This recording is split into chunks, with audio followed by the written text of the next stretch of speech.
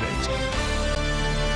For many in our area, getting from one place to another almost always involves a bus, and often the wait for that bus can be long and costly. Capitol correspondent Morgan Mackay tells us what some lawmakers are doing to make public transportation better in all of upstate New York. People need the service now. People need to get to work now. Funding for upstate transit systems have long been overlooked. And even though ridership is much less than its Big Apple counterpart, the MTA, it still faces the same challenges: aging infrastructure and increased demand. We have millennials that are looking to get rid of their car. They want frequent service. We have seniors that have never used transit before.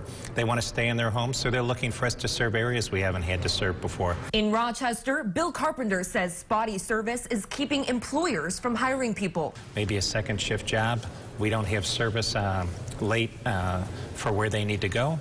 And so now the job doesn't work out. In Buffalo, Tom George says over 80% of the city's population relies on transit services. A number of our ridership depend on transit for their lifestyle, not just going back and forth to work or for the doctors or education, but their entire lifestyle is dependent upon the transit system. These same issues are echoed in Syracuse. The system that we have needs to be able to get people to work to address a lot of issues, including the poverty issue that we have. All of these transit CEOs and other organizations are forming a coalition, saying that this is a problem Upstate as a whole is facing. The coalition is asking for a 10% increase in funding to upstate transit services every year for the next 5 years.